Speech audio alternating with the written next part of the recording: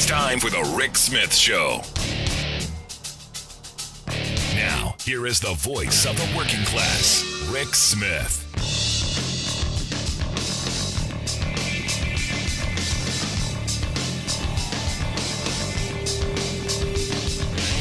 And welcome, brothers, sisters, working class heroes.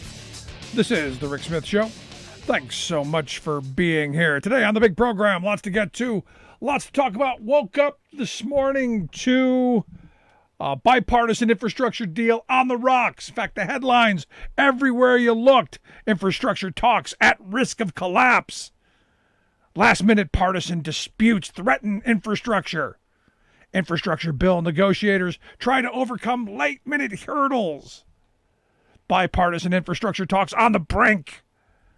Senate negotiators at odds. Infrastructure bill stalls as GOP rejects offer from Democrats. And you go, yeah, I could go on. There are hundreds of these, every publication across the board, saying what we knew months ago. Republicans are never going to vote for an infrastructure bill. It's not going to happen. Charlie Brown, stop running at the football. You're never going to kick it. You need to walk up, grab the ball from her, and then kick it. And this is what now look, I'm not saying Democrats are stupid. They know that this is the MO. They get this, I hope. But at some level, you got to go, we're in charge. Piggy's got the conch. We've got the power to do something. Do it. This is what leadership is. You have the keys, drive the car.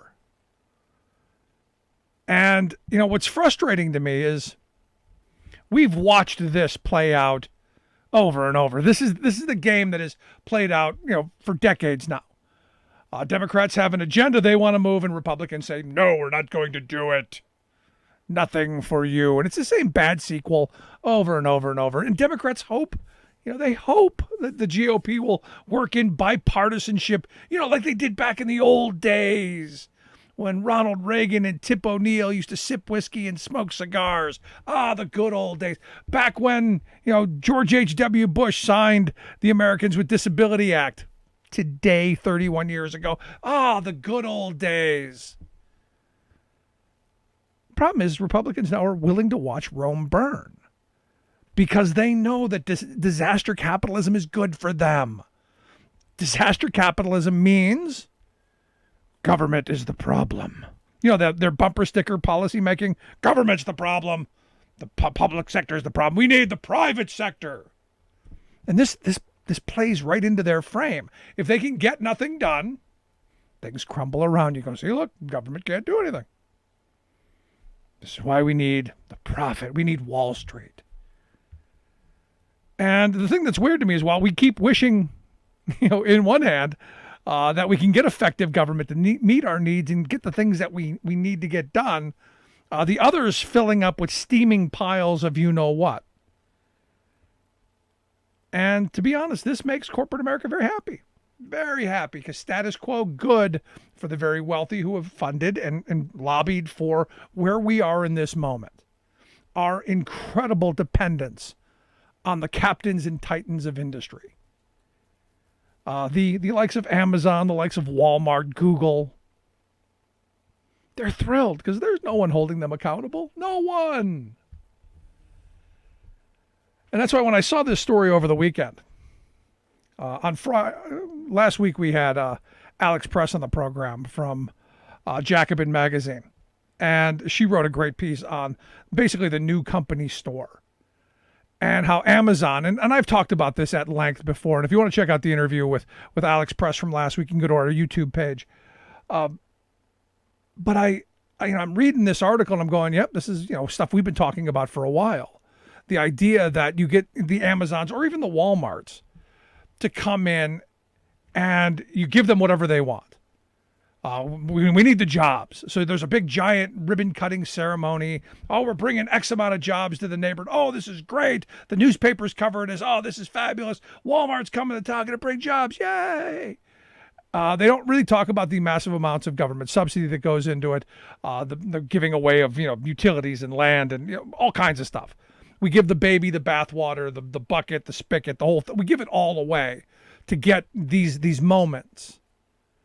And when they come in, they destroy everything else. And this isn't new. I mean, this goes back 100 years to Sears and Roebuck. The same thing. The newest, latest, greatest scheme that pops up destroys everything else. Walmart was doing it. Now Amazon is outdoing Walmart. But her argument is that this is bad.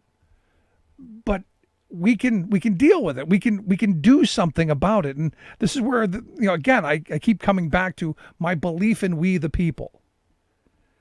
What's frustrating about Amazon is, if you remember the big H2Q a-thon that went on, where they went across the country. I think there were like 250 plus cities that did a whole bunch of really extensive research on their demographics and on their positioning and all kinds of stuff that corporate America would generally spend money having their own research people do. But we did it for free because we wanted those jobs. We wanted those headquarters.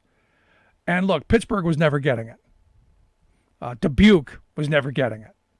There were cities across this country never getting it, but they thought they had a chance, and Amazon was courting that. Give us all your information. Give us your data. And the headquarters went exactly where everybody thought it was going to go, New York and Washington, because that's where the power and the population is. Now the people of New York wised up, and they did move that out of there somewhat, but they got all this free information. And they became the centers of the community and ended up crushing virtually everything else. And the argument that she's making in this is that, they're now setting what the working class norms are, where this is the new company town where families are working in these Amazon warehouses, part-time, usually seasonal. They're in and out. It's this kind of, and everybody can come in and get a job there. And they usually just churn through people at an incredible rate. I think the numbers that she cited was like for every one person that comes and stays, there's like 5 or I think there's like 8 that don't. So they got to hire 8 people to get one person to come do actual work. Because the churn and the stress and everything that goes in this is so all encompassing. And what Amazon has done, and masterfully, to their credit, look, if you've got a government who's going to go, yeah, go ahead, monopolize, own everything, then they're going to do that. And in such a very short time, Amazon has figured out how to dominate virtually everything that we do. In fact, we bought a camera the other day, and we went to the store, went to Best Buy, bought this camera. And we find out that it's an Amazon company. I'm going, you can't get away from them. They're literally everywhere. And it's because of we have a government that's broken. But the argument that she's making in this, if I'm getting this right, is that the company town had a socialization and a way of making a working class. You were desperate on the company store. You were desperate for the jobs that they got. You were desperate for the housing and the health care. And I've argued this has been going on for a while. We've created a working class that is basically in the company store, only we've done it digitally.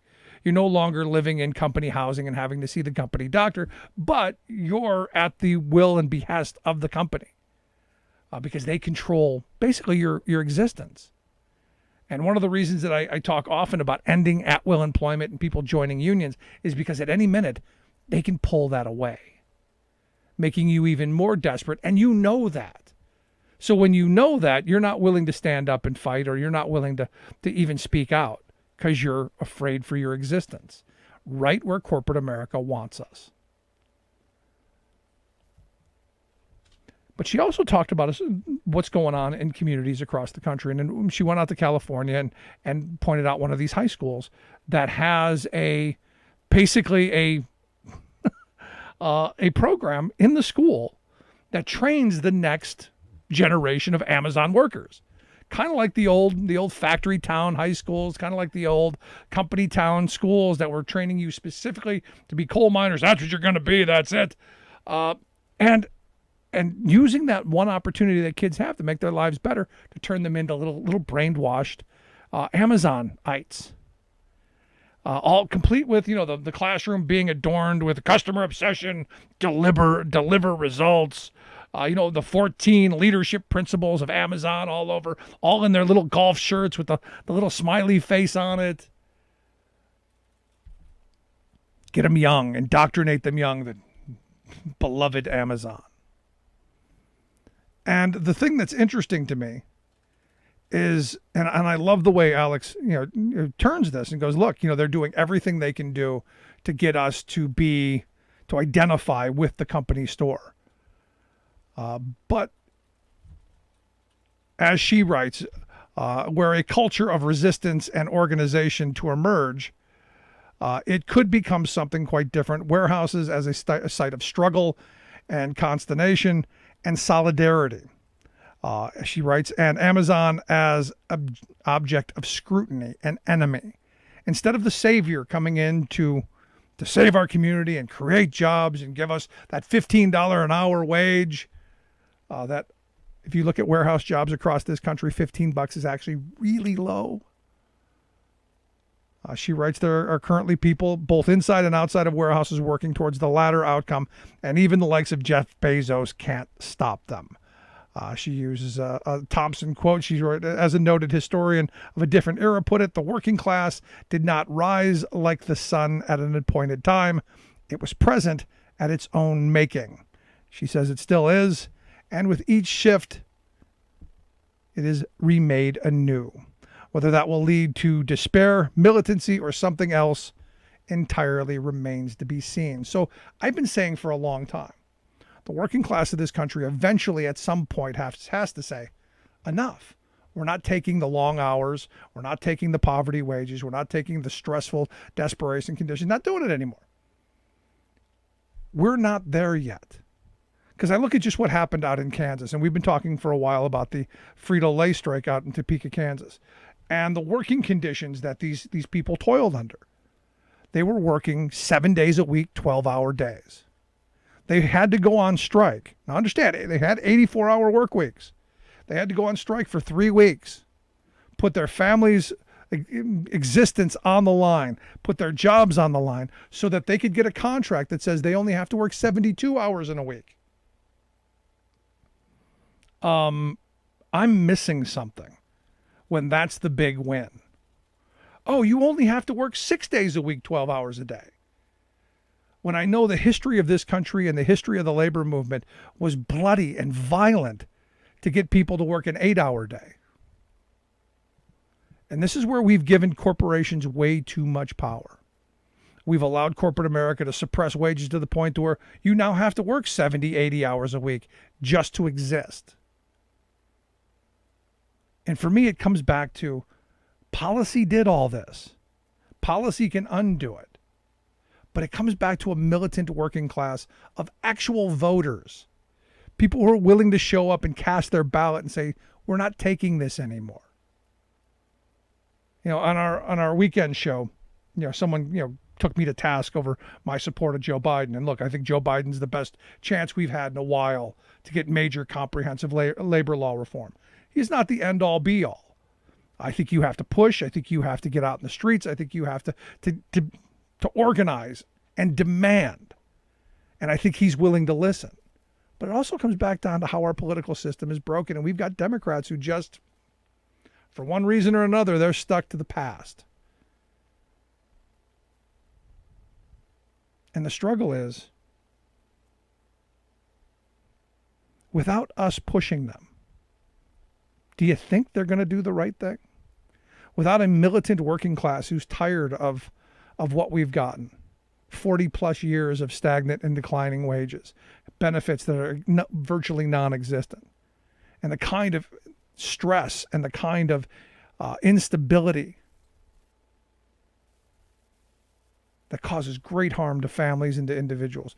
At some point, do we not say enough is enough? Or has the Amazons of the world done such a good job, done such an incredibly good job of convincing us that this is the best we deserve, that this is all we're worth, that they're part of something bigger, the United Corporation of Amazon, while having your entire family work in the facility at one point or another, dependent entirely on that. Your education system sweeping over to training little Amazonian workers.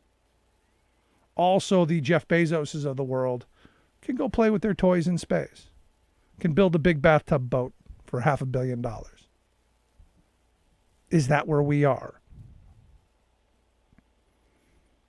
And it's just not Amazon. It's all across the country. I've been reading more and more stories of employers who are supposedly desperate for workers. You hear this all the time. Oh, we're desperate. There's a labor shortage. And yet you've got tons of these companies out there going, no, we'll come work for us. We'll train you.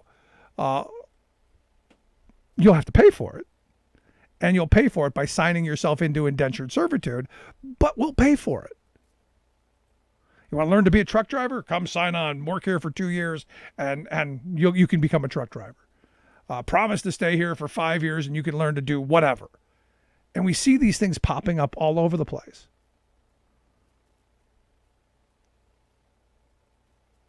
Whatever happened? Whatever happened to the companies needing employees and taking them and training them from the bottom up? There was a brief time in history where that happened. We're now changing our entire educational system to just be, we're going to get a job. It's no longer about building critical thinkers or good citizens. It's about how you're going to get that job. We've got college students who aren't thinking about how to make the world better, thinking about, hey, how can we manipulate the system to make our millions? How can we come up with the next scheme that's going to make us the next Jeff Bezos, while simultaneously stepping all over each other so none of us get there? I hope she's right. I hope the remaking of the working class, I'm hoping that is happening right now as people are standing in parking lots and discussing things in the break room. I'm hoping there's that kernel, that seed of we're not going to take this anymore. From the movie Network, I'm mad as hell and I'm not going to take it anymore. Are you mad as hell? You going to take it anymore? I'd love to hear your thoughts. You can email me, rick@thericksmithshow.com. Going to take a quick break right back after this. Stick around. There's nothing more American than workers standing up, and the union gives a voice to win. On the Rick Smith Show. I'm Rick Smith, and this is Labor History in 2.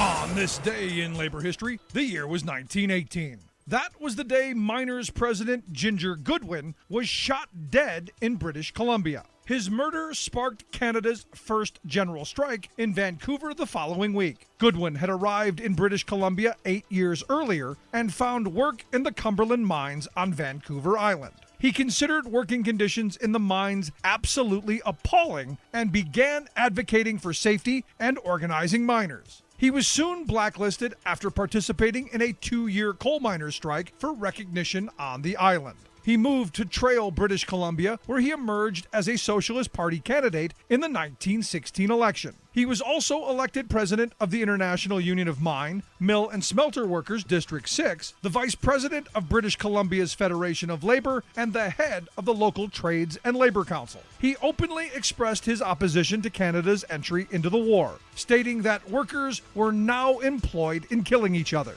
He was found unfit for military duty after a medical exam. That was until he led a strike for the 8-hour day at Consolidated Mining and Smelting. It was the world's largest lead and zinc smelter and a key munitions producer during the war. His status was quickly changed to make him eligible for conscription. He fled to the Cumberland Hills, where he hid out for months to avoid the draft. And on this day, Goodwin was shot dead by a Dominion Police special constable. He was brought back to Cumberland, where thousands turned out for his funeral in a mile-long procession. The Vancouver labor movement was outraged by Goodwin's murder and called a one-day general strike on August 2nd to protest his killing. Labor History in 2 brought to you by the Illinois Labor History Society and The Rick Smith Show. For more information, go to laborhistoryin2.com, like us on Facebook, and follow us on the Twitters at Labor History in 2. Welcome back to the Rick Smith Show. Now, here is Rick Smith. So it was 31 years ago today that Republican President George Herbert Walker Bush signed the Americans with Disabilities Act into law. And I remember this day. I actually remember it pretty well because I remember my conservative friends at the time going, this is the end of the world. It's all over. Businesses are going to go under. They're never going to be able to comply. It's going to be horrible. It's Armageddon. It's the end. It's going to bankrupt the country. We're all going to be standing on the corner with the ramp accessible sidewalks, and nobody's going to have a job. Well, here we are 31 years later, and I don't see I missed the end of the world, and I didn't sleep through it. But here to share some thoughts on what did actually happen, because it wasn't the end of the world. I've asked Mia Ives Rublee to come talk with us. Mia is the director of the Disability Justice Initiative there at the Center for American Progress, americanprogress.org, their website. Mia, thanks for taking time for us. Oh, man, thank you so much for having me on. So I'm sure you've heard this frame. It's going to be the end of the world. We can't possibly comply with all of these demands. It's terrible, terrible. Yes. The sky is falling, etc. I just want to sort of age you for a second. I do not remember the ADA being passed. I was 6 years old when it was passed. Yeah, I remember, and look, I'm old, so I get that. And I remember, George H.W. Bush signing this and not believing that it was actually going to happen. Mm-hmm. I was actually surprised that a Republican president would sign it, and there was some bipartisan support. I look at it now, there's no way in a cold day in Hades that you are going to get a Republican, at least I don't think you get one Republican to sign on to this at this moment. Probably, I don't know. That's just my view, because we're so divided, and something like this seems like common sense. We want people to be able to get around. We want people to have the best opportunities they can possibly have. And I don't think some of the things that it required were all that onerous. Things that now we take for granted. I mean, I go to a sidewalk that on the corner doesn't have, the thing that I can ride my bike up and down. I'm going, why is this wrong? Get this fixed. We've now taken a lot of that stuff for granted. It's now who we are. Yeah. A lot of the things that are, implemented through the Americans with Disabilities Act are what we term in the disability community as curb cuts, because of the fact that the items, the sort of accommodations that are created are now super helpful for everybody in the United States and even abroad. So yeah, there's quite a few things, not only just curb cuts, but elevators. We look at automatic doors that everybody loves, particularly because of COVID now, and nobody wants to touch anything. So there's a lot of benefits that the ADA has created that a lot of people don't understand, and are extremely important in the United States today. Right. You think of COVID, right? And you think of all the people who are working from home now. And a lot of those accommodations were created because of disabled workers who needed a way to be able to work remotely. Right. And, this isn't just about curb cutouts and about, making, businesses more accessible. This is about jobs. This is about opportunity. Mm-hmm. This is about livelihoods and the reasonable accommodations that employers should have to make to help people. And that doesn't seem too onerous to me. I know there are some extreme cases that my conservative friends love to throw out. But for the most part, it's just making reasonable accommodations to help people. And look, as all of us are getting a little bit older, you start looking at this going, 31 years ago, it wasn't that big of a deal. You start looking at it now down the road, maybe another 10 years, you go, I may need that. So we all may need that at some point. Yes, definitely. I think one thing that people don't realize is that like 1 in 4 people in the United States are actually protected under the Americans with Disabilities Act. And so, and that's just counting right now, and we're looking at the boomer generation, and particularly people with long haul COVID. All of these individuals will be protected under the ADA. And I think, a lot of folks don't realize what these protections mean, whether they're aging at their job and they feel like they're going to be discriminated against because maybe they need more accommodations at their workplace. And I think, it's very beneficial to understand this sort of set of laws that protect folks, particularly when looking at employment. Yeah. Now, the president did today say that they're going to look at the long-term effects of COVID, the long-haul folks that you said, and that could be considered a disability under the ADA. And I got to tell you, my first reaction was negative. My first thought was, and hear me out, everyone who before today had COVID, we should be taken care of, because you didn't have a choice. There weren't a lot of options for you. If you got it and you have the symptoms and the long haul problems, we should be helping.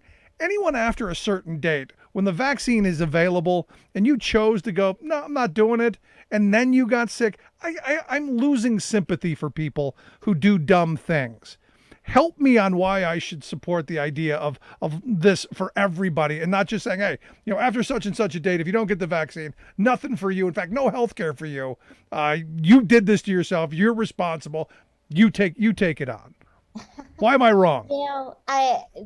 Why you're wrong is because that in general, believe that everybody deserves health care, no matter what choices that they make.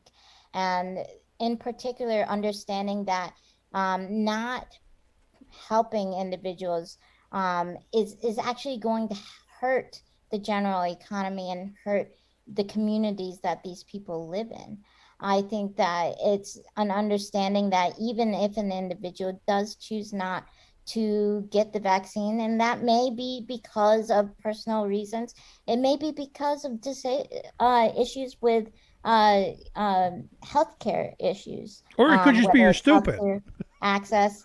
I would say there's a lot of misinformation that is going around, and that unfortunately is affecting people's judgment. And I would say, in general, we're talking about a public health issue and a public health crisis.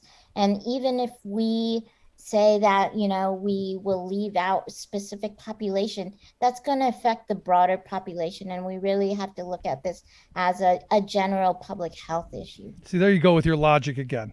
It just seems better to be reactionary and say, you know what, if you're too stupid to get covered, shame on you. You chose it. If you took the axe and chopped off your own hand, that's you. But here you go with your logic again, turning it around on me. But here's the thing, and this is where I look at this and I go, we should be protecting people who have disabilities, because someday I may have one. But what do you say to the person who goes, you know what, now you're including COVID, now you're including all this stuff. Again, back to the argument 31 years ago, we really can't afford it. I think that's a fallacy. We have quite a bit of money in the coffers, and I think that it's just generally trying to decide what is most important in our budget, right? Our budget is a moral document, and we have to make a decision on what's going to benefit the people in the United States the most. And that means taking care of the folks that are most marginalized to help uplift the general population. Because if we help the most marginalized within the communities that we live in, we are going to help everybody. I think that's something that's very important for folks to know, is that the disability community is an extremely important part of our communities. They are individuals who are intelligent. They're individuals who are creative, passionate, driven individuals who are often facing numerous barriers to getting employment, to being able to get health care, to being able to get education, and to be able to uplift this part of the community will help the general population. It will help ensure that less folks fall behind, and we have similar crises of these astronomical proportions of homeless individuals, and other issues that are happening in our society today. Now, Mia, you said you aged me. You age shamed me a minute ago by saying you don't remember it, but you look back at the history of the ADA. What difference would your life have been had we not 31 years ago decided to pass this? What opportunities would you have had as someone who has disabilities? What would your life have looked like today? I don't think you'd be running the Disability Justice Initiative there at the Center for American Progress, but I don't know that. Where do you think you would have been? Yeah, it's an interesting thought process, because what we like to, in the disability community, we term ourselves as the ADA generation, because we're individuals who were born and raised sort of with the ADA already in place, right? So we're individuals who have already had the privilege of understanding that we have basic human rights. And before the ADA, that was not the case in terms of our U.S. government, right? We didn't have the basic right to vote. We didn't have the basic right to, do quite a bit within our communities.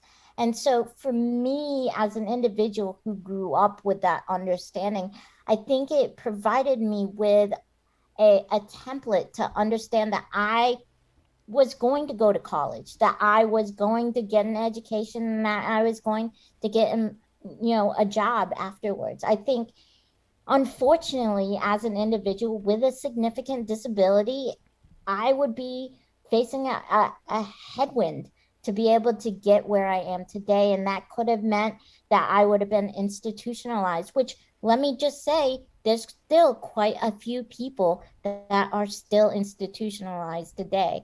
But as for me, I would have likely been institutionalized as an adult, and not been given the opportunities to get to where I am today. No. Yeah. No, I mean, that's a great thing, and good on you for the work that you've done. So then the question then becomes of, you've moved the ball a little bit forward. The past generation opened some doors for you. What's next? Is there a way to make this better? Do you think we're at a significant point? Where do you see the future? I think what folks need to understand is the ADA is the floor and not the ceiling. So folks need to understand that, yes, we now have this basic framework of understanding that disabled people have human rights. They have specific rights, particularly around public accommodations, employment, telecommunications, etc. Right? But what we need to start understanding is that there are systems in place that make it hard to get even these basic foundations sort of established. So things that we need to address disability poverty and the poverty trap. So that means addressing system, sort of safety net programs like SSI, like SSDI, to ensure disabled people are able to utilize those programs to be able to bounce up into and out of, or bounce out of poverty, right? So we need to address programs like that require asset limits, which basically means that you can't save. That provide a basic standard of living that's under the poverty line, right? Individuals who get the basic payment is $7.94, I believe, per month, which doesn't even afford you rent in any state across the United States, right? The basic rent, I believe, the average rent for a one-bedroom apartment across the United States is a little over $1,000. So that's not going to cover your basic rent. And then we're talking about copays for health, going to the doctors. We're talking about food. We're talking about other maintenance issues that you need to pay. So really addressing those programs is a significant thing that we need to deal with.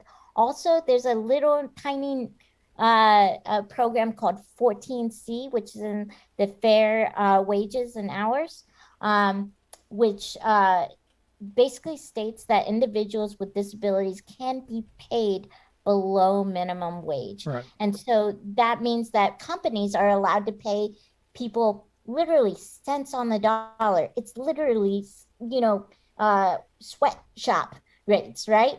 That the average payment on 14C is $2.15 an hour. And that is literally trapping individuals with disabilities in poverty. Yeah, I think you make more in prison than that. Yeah. And so what we are literally saying is that we need to make sure that this program goes out of business and that individuals are paid their fair wages. Yeah. And so those are some of the examples that we can do to ensure that disabled people can get out of poverty and can establish real lives in the United States. Yeah, I mean, good on us for getting to where we are, but there's still work yet to be done.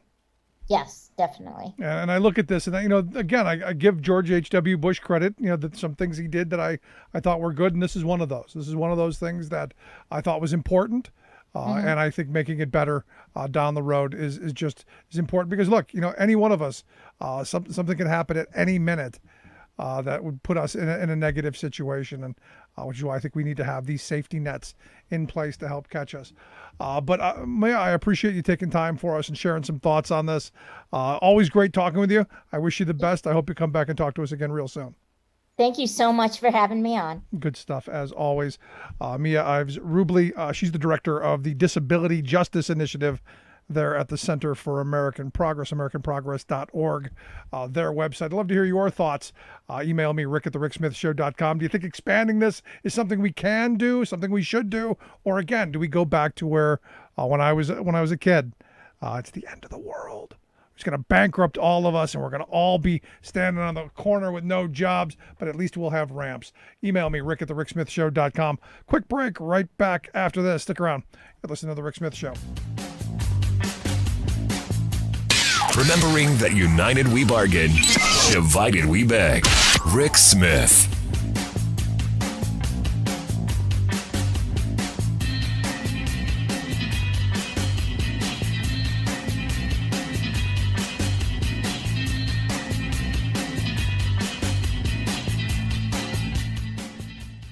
I'm Rick Smith, and this is Labor History in 2. On this day in labor history, the year was 1903. Labor leader Mother Mary Harris Jones was leading a march of children laborers to President Theodore Roosevelt's summer home in New York. The long march had began 20 days before in Philadelphia. Mother Jones was hoping to draw national attention to the plight of child workers. The action caught the public's attention, and across the nation, newspapers reported on the March of the Mill Children. All the way in Leadville, a town in the mountains of Colorado west of Denver, the Herald Democrat carried the story of Mother Jones's East Coast March. The paper's July 27th article began, quote, "It is a pathetic spectacle. That little army of Mother Jones, marching through the broiling heat of summer, lay a petition before the president. She says truly that her errand is as vital as any which takes persons to Oyster Bay. She comes to please the cause of the child laborers, and to emphasize her protest, has with her several score of ill-clad, puny children, the result of the enforced work of these children in factories. When the children's march reached the president's door 2 days later, the president was not there to meet them. Yet the march had sparked national attention. In 1904, the National Child Labor Committee formed to take action on the issue. Pennsylvania passed tougher child labor restrictions the next year, but federal protections would have to wait until the next President Roosevelt. The passage of the Fair Labor Standards Act in 1938, signed by President Franklin Delano Roosevelt, finally included nationwide limits to child labor. Labor History in 2 brought to you by the Illinois Labor History Society and The Rick Smith Show. For more information, go to laborhistoryin2.com, like us on Facebook, and follow us on the Twitters at Labor History in 2.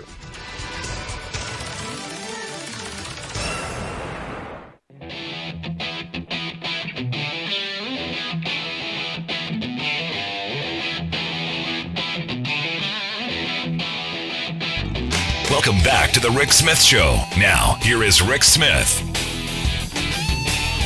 So it looks like we're not going to get the bipartisan infrastructure bill we were told was going to happen. We were told they had 10 Republicans going to make it through cloture. We were going to get it passed. It was going to happen. I said months ago, not going to happen. I said Democrats should have taken the power that they had and just push it through budget reconciliation, get something big, get something chunky, get the investment out this summer so people's lives start getting better next year. Whole electoral thing. But I also said, look, we're not going to see Trump's tax returns. We're not going to see DeJoy thrown out of the Postal Service anytime soon, maybe in December. We're not going to see the moneyed interests who funded the coup attempt on January 6th. We're not going to see those things. We're certainly not going to see the Dems eliminate the filibuster or pass voting rights or the PRO Act or any of the things that I want unless we get loud, unless we get active, unless we push and demand. And even then, there's a doubt. That's why I've asked our good friend Will Bunch to come talk with us. Will is a national columnist with the Philadelphia Inquirer. He's got a great piece out this week with probably the best line that I've heard described of the Democrats. I usually go along the lines of, they'll hold your coat during a street fight. But this one's better. He writes, the Democrats counter a GOP willing to smash the guardrails of democracy with cautious drivers who won't veer near the double yellow lines. I don't disagree with that. Will, thanks for taking time for us. Hey, Rick, thanks for having me on again. I appreciate it, man. You always write some of the greatest stuff. I mean, that line out of the entire piece is, I'm going, that's it. That's the money shot. Yeah, well, we talked about that so much with Trump, right? They were smashing through the guardrails, and like, I don't want the Democrats to smash through the guardrails of democracy, but I don't want them driving 35 miles an hour in the center lane either. I mean, that's the bottom line here, and it applies to so much of the things that in your little monologue just now that you talked about. So many of the things. People just want to see a Democratic Party that's going to fight for people, that's going to fight for the middle class, that's and those things that you mentioned, whether it's the For the People Act, voting rights, whether it's the PRO Act, and the main focus of what I wrote about in my column, which is, Merrick, Garland, and is he going to go after some of these crimes that were committed during the Trump administration? And that they're not seeing a fighter. They're seeing institutionalists. They're seeing people who want to make sure everybody knows that they're playing by the rules. When the other side is playing smash ball. And the thing is that hurts you with the voters. Yep. because what voters are looking for in the end is somebody who's going to fight for them. Voters don't care about the process. They care about results. And that's a perfect example. Now, one of the knocks that I've had about Joe Biden is he is an old school institutionalist. I mean, he's somebody who, pines, I guess, for the days of Reagan and Tip O'Neill drinking whiskey and smoking cigars and days like today where George H.W. Bush signed the Americans with Disabilities Act. Those are past. That's not today's Republican Party. They are going to give them nothing. And today we find out that Trump has told McConnell that he doesn't want the infrastructure bill. So surprise, surprise, it's now appearing to be on the dead track. Even though red states and blue states need investment in infrastructure like never before. Well, the bottom line, two things about that. One, first of all, I mean, nobody's surprised by this. I mean, this is exactly 2009 all over again, where the Democrats spent months and months negotiating with various Republicans on some kind of health care bill. And, we kind of knew then, but we definitely know now that, Mitch McConnell had said he wanted Obama to be a one-term president, right? And that they never were going to do a healthcare bill. And so we've seen this all over again. Now, I will say there's one, but I mean, two things could happen. It could play out exactly like that did. Well, I don't, that was complicated. We did get healthcare eventually. It was very complicated. I mean, this time it could collapse altogether. Or the thing that gives me a little bit of hope is, I mean, it does seem like with this whole reconciliation track that the Democrats have kind of planned for this option, right? Possibly, we'll see, but it's possible that they could put a lot of the infrastructure stuff, and not just the obvious, the roads and bridges, but some of the second level stuff like climate change, childcare stuff. It's possible now that they could do some of that with reconciliation. And, I think with the bipartisan bill, the hope was they wanted to have their cake and eat it too. That Biden could go to the voters and say, look, I told you I'd be a bipartisan president. I did get this one bill passed because it was the best I could do. And the things they wouldn't pass, I figured out how to get around them and do it. That's assuming they do that. Yeah, but I don't know how if you're a Republican senator, you go back to your state and go, sorry, that bridge with the weight limit that we have to shut down every once in a while. Those roads with the giant chuck holes in them, all of the infrastructure that we see crumbling around us. Sorry, we can't do anything because it's going to give Joe Biden a win. I don't know how you go back and do that anymore. Well, you have to wonder if they do pass some kind of infrastructure thing through reconciliation. You have to wonder if Republicans are going to go back to their districts and just pretend that they voted for it. Of course they will. They did that with the COVID-19 relief, basically. That they tried to take credit for it after voting against it. And and the thing is, I've seen some articles suggesting that kind of works with their voters. That a lot of their voters who got that $1,400 check back in the spring don't associate it with, don't believe it came from Joe Biden, that they want to credit Trump or they want to credit somebody else. And it's just so frustrating. And so I could imagine a scenario where the Democrats go out and do infrastructure on their own and Republican voters feel like their guys still did it, But getting back to my original point, though, I think, so we're going to have to see now, Biden's got this $4 trillion program. How much of it are they going to try and do through reconciliation? Can they even do it? Can they get Joe Manchin on board? Or Kirsten Sinema? We know that Joe Manchin is terrible on climate change, so that might not happen. And the one thing is, they can now say, look, we tried to do bipartisan. We gave these guys a chance. We negotiated with them for months. They wouldn't do it, but we had to do this for the people, so we went on and did it on their own. And I think that would be the best outcome if that happens, if they're able to do that.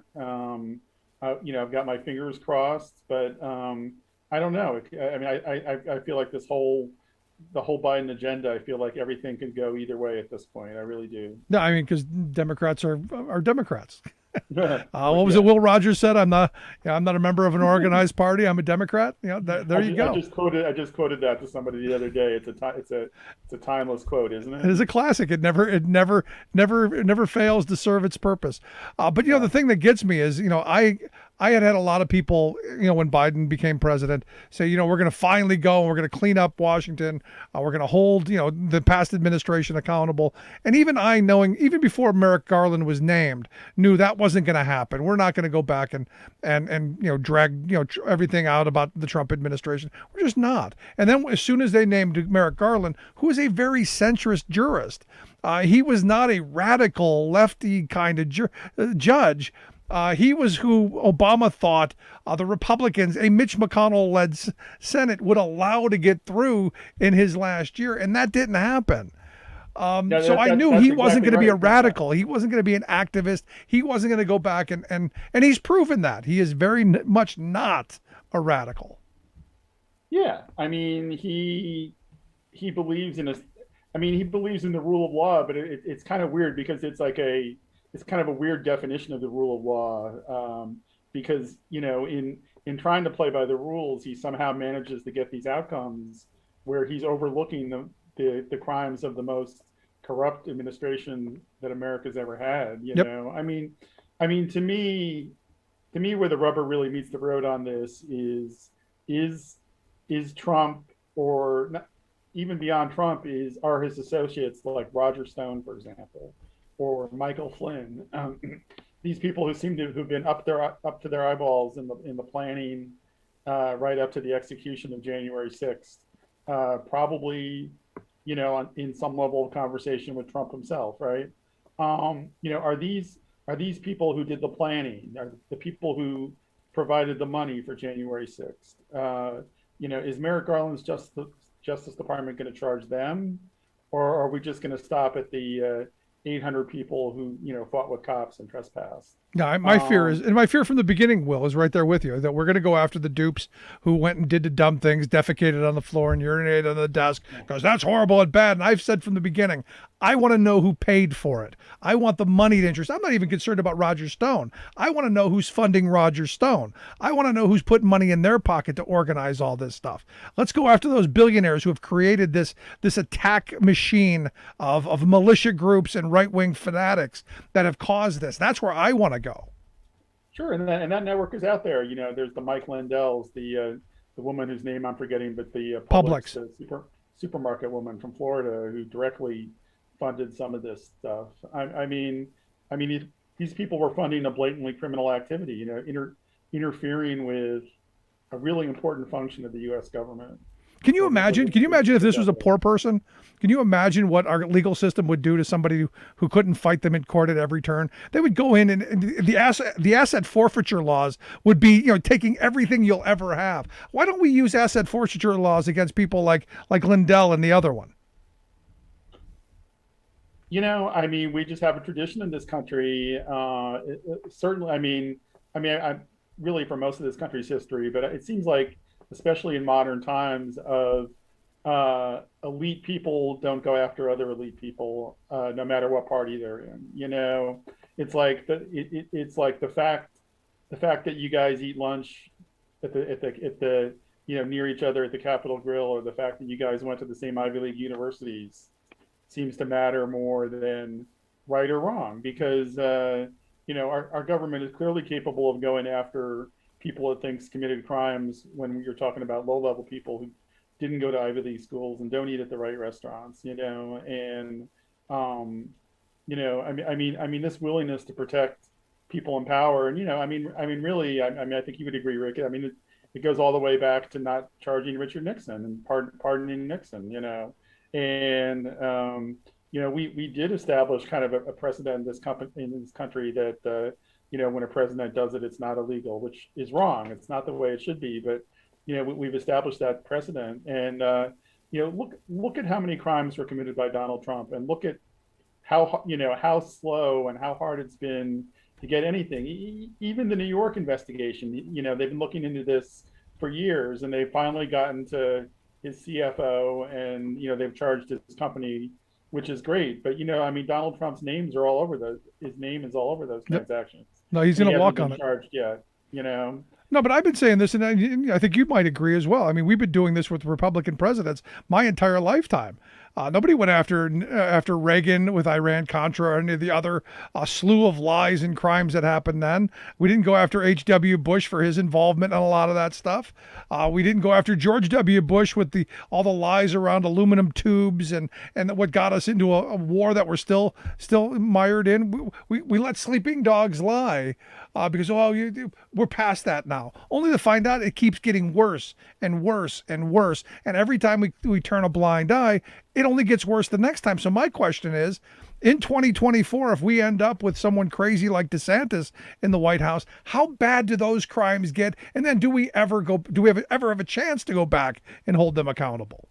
No, because it seems like whatever crime they commit, the line is always, we need to look forward. We can't look back. You know, the Democrats are so afraid that they'll pay some kind of political price for punishing this criminal behavior. I mean, you know, I remember this vividly during the Bush years. You know, I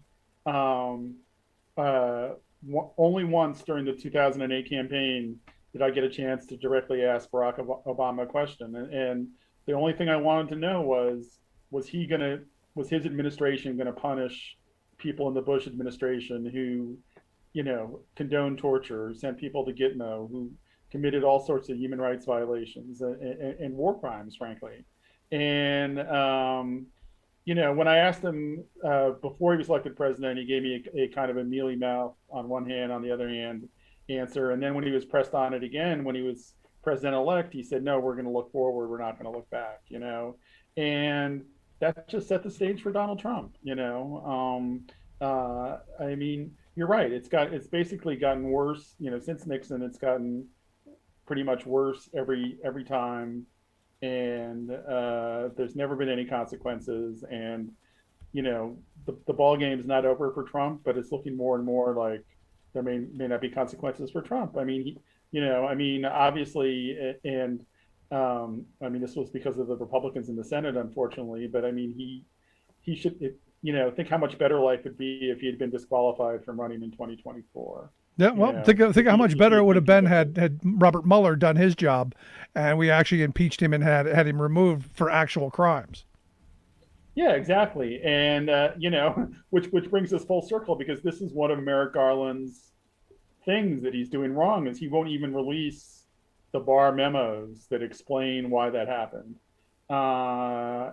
In that I just can't find what any kind of legal, let alone political justification for basically, enabling Barr in these cover-ups. Why are you doing this other than not wanting to rock the boat, to be this like boring institutionalist? And I can't stress enough. It's just voters are going to pick up on this, and it's going to hurt the Democrats at the polls. And that's my fear. You don't get the infrastructure bill pushed through. You don't pass the voting rights, so people are going to be blocked from voting. 2022 does not look like a good year unless you actually get something done. So last question I've got real quick. Tomorrow, obviously, starting the hearings. Are you expecting anything to come out of this other than the horrible stories that we know are coming? But anyone going to jail over this outside of who we already know is going? Again, it gets back to how high up the ladder are they going to go. I really feel for these Capitol Police and what they endured, and I guess those are the first folks we're going to hear from. But we've heard from a lot of these people already, and we know how horrible it is. I'm glad they're establishing a record, but I hope that there's so much that we don't know still about January 6th. So to me, the question is, are they going to be able to use their powers to really dig deeper and find out, follow the money, follow the planning? What did the president know and when did he know it? I mean, those are all the Watergate questions, right? But those are all the unanswered questions about January 6th, and when we need to know those. So whether the committee can get at any of those is going to determine whether the committee is a success or not. There you go. Well, I appreciate the time. Hope folks will check out the piece. Merrick Garland's Elitist Caution shows how Dems could become a minority party, written by Will Bunch over at the Philadelphia Inquirer. We'll get links out on social media. I can check that out. Will, thanks so much. As always, great stuff. Yeah. Hey, Rick, thanks for having me on again. I appreciate it. All right. Our good friend Will Bunch. Let's take a quick break. Right back with your thoughts. Stick around. You're listening to The Rick Smith Show. Remembering that united we bargain, divided we beg. Rick Smith.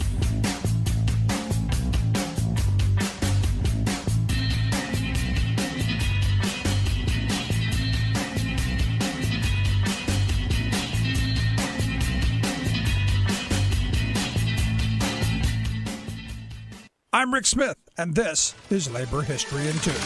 On this day in labor history, the year was 1869. That was the day labor leader William Silvis died. Silvis was born in Armball, Pennsylvania. He learned the trade of wagon making from his father, but soon he left home to take up an apprenticeship as an iron worker. He found work in Philadelphia. At the time, there was an increasing practice of iron molders to hire unskilled workers as helpers for the skilled craftsmen. This led to skilled workers seeing their wages cut. Silvis joined a strike against the wage erosion led by the Journeyman Stove and Hollowware Molders Union. Soon, he was elected secretary of the union, but Silvis Silvis understood that to truly have power, the iron molders would need to organize beyond Philadelphia. And so in 1859, 12 molders from various unions met in Philadelphia to plan to join together. The Civil War put those plans on hold. During the war, as men went to fight, many workers saw their wages increase due to the labor shortage. But prices at the stores rose even more quickly, and it became harder and harder to make ends meet. Recognizing the need for labor to organize, in 1863, Silvis helped found the Iron Molders International Union. He became the first president of the new union. 21 locals joined under the Iron Molders International Union, and it grew to include 8,000 workers.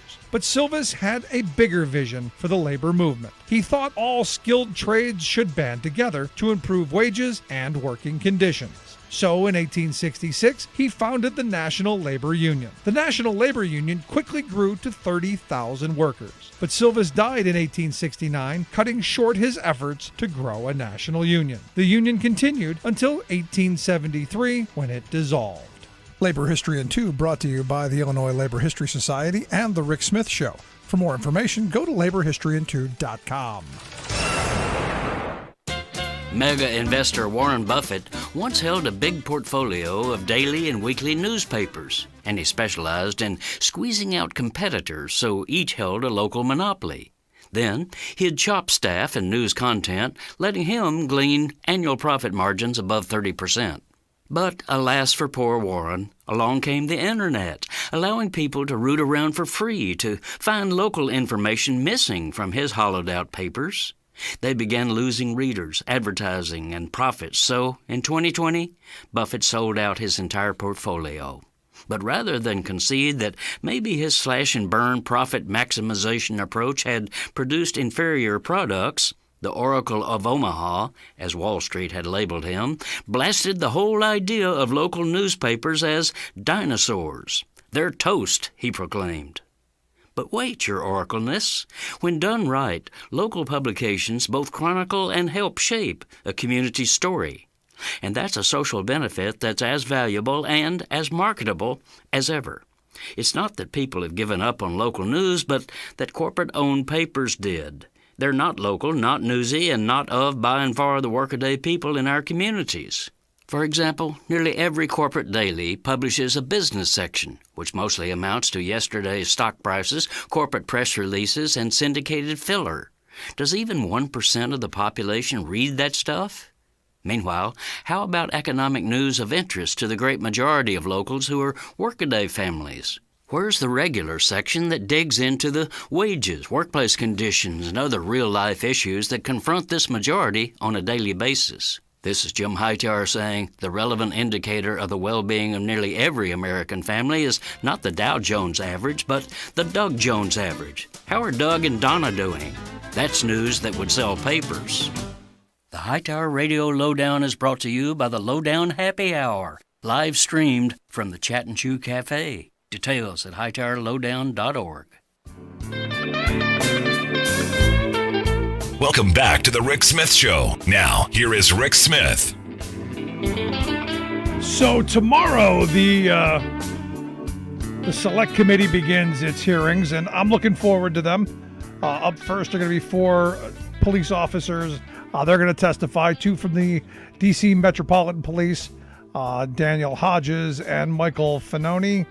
Also 2 Capitol Police officers, Harry Dunn and Sergeant Aguino Ganell. And we're going to hear we've heard most of these stories before, how horrible it was. The flag waving Trump supporters basically stabbing people with flags. I want to know why the Capitol Police allowed them to have the flagpoles. As someone who has been to a number of those protests, you're not allowed anywhere near anything with wooden or metal poles. They all got to be cardboard tubes. How did the Trump supporters get to bring actual metal flags and all the other stuff that they brought? And here to share some thoughts on what we can expect over the next day, several weeks, as these hearings begin and carry on. I've asked our good friend David Yankovich to come talk with us. David is the National Digital Strategist and Political Analyst. David, thanks for taking time for us. Rick, thanks for having me again. So we're going to hear the testimony of these 4 police officers, and I got to be honest, I think we've already heard the story. I'm as outraged as I'm going to be, but I know tomorrow when I hear the testimony, I'm going to be just as outraged as I was the first time I heard it. Is this going to matter? Yeah, it is. It's really going to matter. From what we're hearing already, the leaks or the comments that are coming from this investigation, it's going to be a very serious, very important investigation, and looking into what happened during, the worst attack on our Capitol since 1812 when they burnt the White House down. This isn't something to play around with. This is a real investigation. This is something that it's going to make everybody feel uncomfortable. We're definitely going to be getting to the bottom of everything you're talking about, and more. It's on a whole different level. So, I mean, the stuff that was coming out tonight already about just, the subpoenas and, things like that they're willing to do, and as far as they're willing to go with this committee, it's a very serious thing. Now, I spent a little time listening to right-wing radio today just to find out, get a sense of what the response is. And, the comment by Kevin McCarthy got a lot of play, calling Liz Cheney a Pelosi Republican, and all of the attacks on Kinzinger and Liz Cheney were there, but also that this is an illegitimate, and you knew this was going to happen, and we talked about this last week, that this is an illegitimate hearing, that there aren't, the Republicans didn't get to choose their people, so it's in their view completely illegitimate, and they're not paying attention. Surprised by that? No, not at all. Not at all. And I'm actually happy about this. Let them send their messaging out that this isn't legitimate, this isn't real. They're going to do that. They cannot run from this. They can't run from the insurrection. And as much as they want to use their talking point and try to fundraise off of it and everything else, the truth is coming. The Democrats are in power. We have subpoena power. We have the Justice Department. We have the White House. We have the Senate. We have the House of Representatives. They cannot run from this any longer. And this is that moment where, the OS word moment for the Republicans, or it should be. It's just earlier, Representative Benny Thompson, he's from the South. He gets the KKK riding freely. He understands the racism and the hatred and the things that come out of the Proud Boys and these things that are happening. And he's vowed, and this committee has vowed to go as far as it can, all the way up into subpoenaing the president or the former president of the United States about this.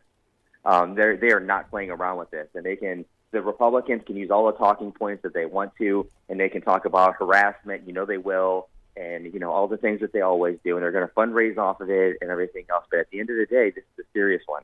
Yeah. They're not going to be able to outrun the truth on this one, because we're not going to be sitting there at the Justice Department with everybody else holding off investigations and not doing the job that the American people put us there to do.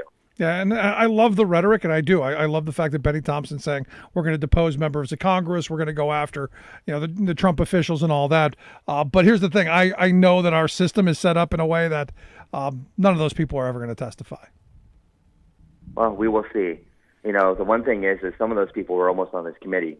McCarthy, wanted Jim Jordan to be on this committee, and he's going to be probably one of the people who are going to get, subpoenaed on this. He was one of the instigators of the riot. He's one of the lead Trump defenders, one of the lead people who have been helping coordinate with this. Marjorie Taylor Greene, who had the Proud Boys with her and did a tour with them, Proud Boy leader, met with the White House the day before this happened. This is, and he's cooperating with the authorities. We have no idea which direction this is going to go to.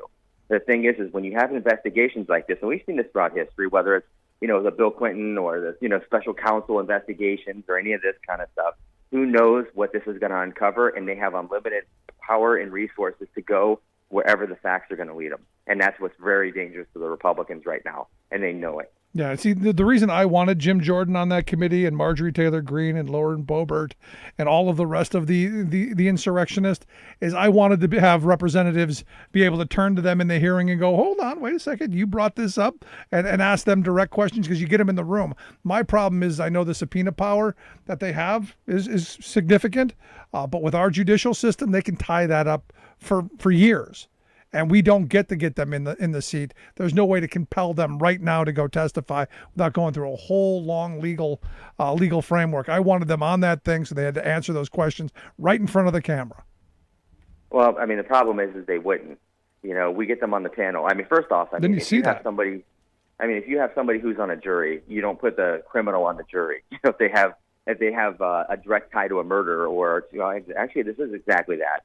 If you have direct ties to a murder, you're not going to be allowed to sit on the jury, and that's what's going on with Jim Jordan, and Marjorie Taylor Greene, and all the kooks who are out here screaming until their dying breath over Q and falling in line behind Donald Trump.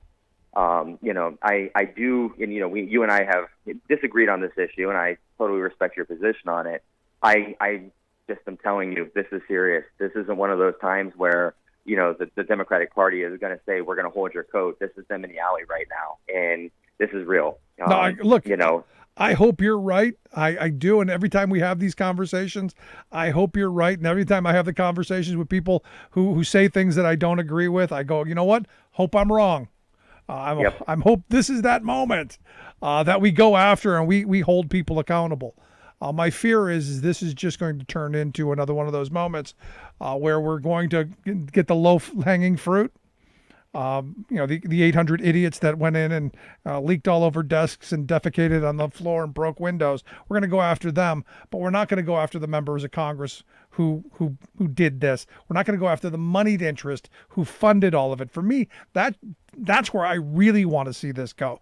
The network of moneyed interests who have propped up these militia groups and these right-wing nut groups, the people who have made this possible by their funding dollars. Those are the people that I think are most dangerous. Well, I mean, I think, me and you agree on that one. I think most of the American people agree on that. I mean, I don't know what the future is going to hold. I can just tell you that what the preparations for this committee has been, the seriousness in which they're operating, the lengths that they're publicly and privately saying that they're willing to go. This isn't like other things. This isn't like the Democratic Party of the past that you've seen, and especially the Democratic Party when we weren't in power, when the Mueller investigation was happening, or and Trump had the Justice Department, he was able to kill these things off. And I mean, just like the flurry of books that are coming out already about this stuff. This combined with the books that are coming and with the stories that haven't been told yet are going to be devastating to the Republicans. I mean, we had 140 police officers with severe brain injuries. Some of them had their eyeballs gouged out. They were covered in bear meat. I mean, they, like you said, they were using American flags to beat cops. We have video of all of this stuff, and it's going to be everywhere. They're not going to be able to hide from this. So regardless of the fact of whether or not we can't get, Jim Jordan and Marjorie Taylor Greene on a stand via subpoena, I mean, still in this, we have the video, we have the photos, we have the police officers finally able to tell their story. And they're just getting beat up on Fox News and in InfoWars and everything else that's out there, Newsmax. They're just getting the living crap kicked out of them, and it's not fair and it's not right. And finally, they're going to have their voices be heard. And that is going to be something that's going to be powerful, because are you going to back the blue now? They're already attacking them, through that. But right. you're going to be on this committee. Is Jim Jordan really going to come out and tell off Capitol police officers? Because then you're going to have a problem with Mike Pence, who wants to be president in 2024. He was escorted out of there twice by the police officers of the Capitol there. Or Mitt Romney, who came face to face almost with these, the marauders through the Capitol. There are conflicting stories, and having Liz Cheney on there and having Kinzinger on there, it's going to be powerful on its own. But there are other Republicans out there who are not going to stand for this and let Republicans tear the whole party down.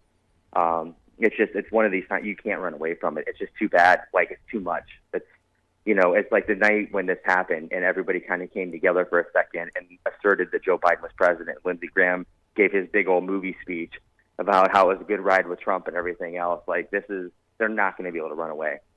I hope you're right, but because outside of the horror stories that we're going to hear, and look, we're gonna see the videos, we're going to hear the stories, we're going to hear the aftermath. Sadly, I'm in this place where I think we're already somewhat past the shock of what happened. It's now one of those things where we go, yeah, that was terrible. Next. I think we've been a little desensitized by it as time has gone away. And I hope, look, as we see the videos and hear the stories, that our outrage comes back and we want accountability. But I don't think any of this stuff changes until you get people on the stand who were doing this stuff. Like, I would like to, one of the campaign people, that Katrina Pearson, I'd love to hear her on the stand. What did she do to put that rally together? What were her instructions? That kind of stuff that I want to know when they put this together. What were the expectations? What did they already know? Who funded it? What? all of that stuff. And look, I want Mike Pence. I want Pence on the stand. I want to know what Trump told him in the hours leading up to it. There's so much of this that's behind the scenes that I fear we don't get to. Well, and that's where, activism works, where public pressure works. You remember Benghazi. The only equivalent to this that we can ever say is going to be Benghazi. The Republicans spent, $30 million. They had, 100 meetings on this thing or 100 hearings on it. They beated that drum and beat that drum all the way through the midterms, all the way through Obama's presidency to the end of it. This is that moment for the Democrats, except that this isn't fake. This isn't something that's drummed up by Republicans to, get everybody riled up. This is something that rational people watched and saw, and like you and me talk about this offline sometimes. You have, your different levels of supporters. We're never going to get the level 4s and 5s of the Trump side. We're never going to be able to pull them back into, what we're doing right now. It's just that they're too far gone. But there's level 1s and 2s and 3s here that are going to see this, and they're going to see this for the next 2 years, and it's not going to go away. It's going to keep going, and until they get to the bottom of it, and as long as Democrats are in power, they're going to keep going. And here's the other thing, too. Who's going to flip? Who's going to start making plea bargains? Because once these investigations start going, additional criminal charges can come out of these things. Right. And they do. And so then all of a sudden, do you have another Michael Cohen? Do you have, the way that the White House has done this, or, a former, does General Mattis come out and say something? Does, Trump's former director of national security, whoever? We have no idea who's going to flip on the president, because it's not worth it to these career military people and these career police officers and people like that, at this point, Trump is a failed presidential candidate who's kicked off of all social media, really doesn't have any power whatsoever. And now there's going to be probably 1 million books that are going to come out destroying his reputation, and you're going to have these hearings on national TV every single day. So is it worth standing up for him when you have that much political pressure? But here in that much news pressure. But here in a couple of weeks, he's going to be reinstated, I'm told. Oh, yeah, I heard that a couple of weeks ago, and a couple of weeks before that, and a couple of weeks before that. But it's cute. He's cute. No, I heard that. I'm told in August he's coming back. They're gonna reinstate him, which I didn't know was possible. But somewhere in the secret Constitution, the one that we didn't get to read while in school, it's somewhere in there. Yeah, somewhere in there apparently. Yeah, he tells his supporters that, and they believe it, and they'll keep getting disappointed. But on the other side of it, they're going to really see the truth of what happened on January 6th and what was leading up to it. The thing that gets me is, I look at McCarthy, and McCarthy's been the attack dog on this for a while. He's even gone after Kinzinger, and he's gone after, Cheney. He's done a bunch of this stuff, and I'm going, this is a guy who on the days after the insurrection was really quite right. He evidently on the day he got into an expletive laden, shouting match with Trump. There was a moment where he had stones, and now, not. Well, and look what happened. There's political pressure on him. All of a sudden, when there's political pressure and there was news pressure and world pressure on him, he started having stones and he started arguing with the former president. And that's what's going to happen here. Let's see if McCarthy can keep his tune up. Just like he started flipping on COVID, just like he turned his, and went back to, supporting Trump. Like Joe Walsh was on the show the other day right before me. He said something that was really profound and it stuck with me. He said, I was in Congress, I served with him, he's a moron. And, that's he's not a smart person. He's going by the political wind. He's the kind of guy who lifts his finger and sees whichever way the wind's going, he goes there. So let's turn the wind really against the Republican Party. And it is and they know it. That's why they're hitting this so hard and fighting so hard against it. They know that this is bad for him. They know that this is terrible. McCarthy, he is a moron. He really, truly is a moron. But, he has advisors who tell him what the right thing to do is in the moment. And, let's see the Republican Party get away with this one. Yeah. This is 9/11. We've never, and people use that. Remember the first time I came on your show, Rick, and I said that the Republicans were turning into Nazis. And everybody was kind of like, "Oh my God, I can't believe he just said that the Republicans are turning into Nazis. That's not kosher. That's not okay, for him to say." And right now, the thing that's not okay to say is that this was 9/11. You had the Capitol building sacked. There was fires. There was, people marauding through. They took classified information. They, like you said, defecated, urinated. There was blood on statues. People died, and people were grievously injured. This was the equivalent of 9/11. It wasn't the equivalent of Benghazi or other, events that have happened in this country that have been devastating for us. This is a major event. And I mean, could you imagine me and you talking 2 years ago? And I said, hey, Rick, let's go storm the Capitol. You'd say, no, the snipers would get you before you got there. Yeah. They were able to storm the Capitol, get inside, be in the halls of the Senate, which is sacred, take classified documents out, take Nancy Pelosi's mail. They had gallows set up outside to hang people. Marjorie Taylor Greene is saying that this is our 4th of July. And, the next 48 hours are going to define democracy. Yeah, Jim Jordan making speeches outside. Trump said he's going to march with people across to do this. This was a coup attempt. And the thing is Trump couldn't get the military to go along with him because the military stood with the people in the Constitution. So this was his way of doing it. Right. And he failed. But that's how close we came. And to your point, I would argue that this was worse than 9/11 because this was domestic. You understand things that happen by foreigners. You understand foreign attacks. They're horrible. But when it comes from within, to me, I think that's much worse. I mean, the thing is it's tough for me to say this, but it wasn't just from within either. We have foreign interference from Russia and Iran and Saudi Arabia and Venezuela even, Cuba. All these nations are interfering in our elections using influencers and meme pages and, really stoking the political divide in this country. They are helping, really propel the Republicans into this. And at some point in this investigation, that's what I hope to see. Russia has had a direct influence in trying to instigate a civil war in the United States of America. So what is Joe Biden going to do? What is the United States government going to do? We haven't had that conversation yet with the American people. And does that come out of this? Does that come out of this hearing? I don't know. I wish I could say yeah. I'm not privy inside here talking to everybody. I would hope that if we're going to have a responsible investigation and we're really going to look into the true causes of everything, we should also look into the foreign interference that's happening. In the last election, the director of national intelligence wrote a report that Russia didn't even try to hack us this time because they already believe they have foreign assets already in our country, and they do. Donald Trump Jr. and other people here who can be surrogates for the Russian government and push this kind of stuff. They didn't hack us this time. They didn't do the WikiLeaks, death by 1,000 paper cuts and everything because they felt that they already had the assets. So, in this election, they used their interference through influencer pages, through, Instagram. There's a website called Redfish.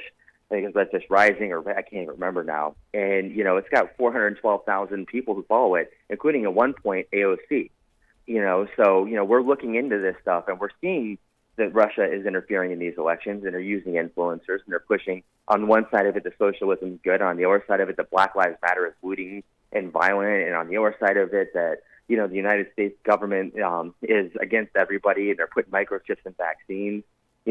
If there's one place where I could turn around and I could point a finger to, it'd be Vladimir Putin. And that's the thing is that's what's so smart about what he's done in this is he's turned himself into the boogeyman. See, if I say that and if I put that publicly out there, which we do, everybody laughs at it because it's been 4 years of the Democrats saying Russia, Russia, Russia, like Marsha, Marsha, Marsha, right?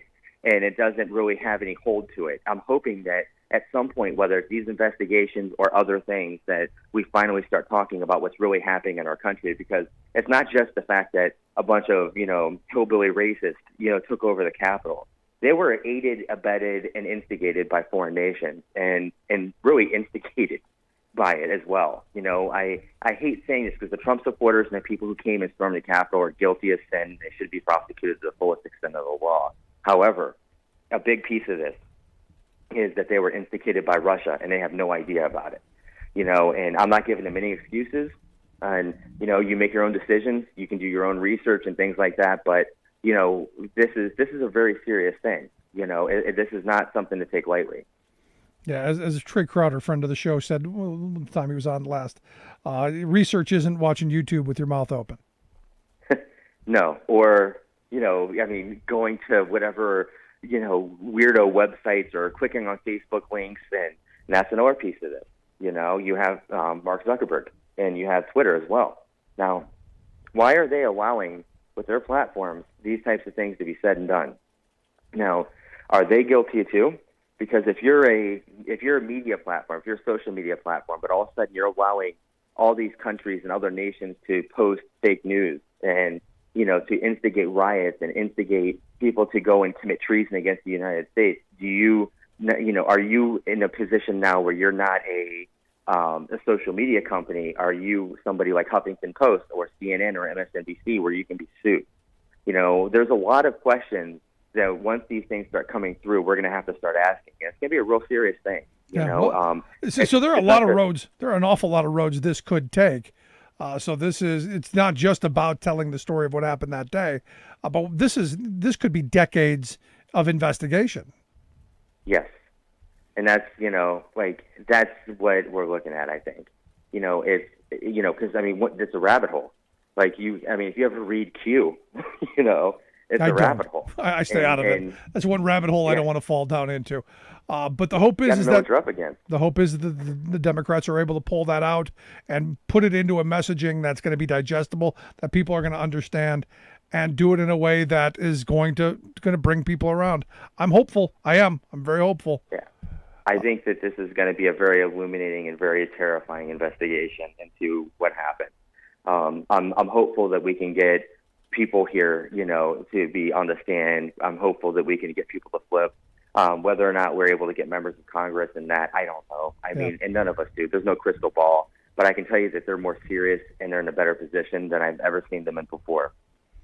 Well, let's hope that equates to something positive coming out of this. My fear, again, and we've talked about this, and it's not worth beating over again, is that the Republicans have a much bigger microphone and seem to do messaging a little bit better, or a lot better. So I'm hopeful we get to the bottom. I hope we hold people accountable.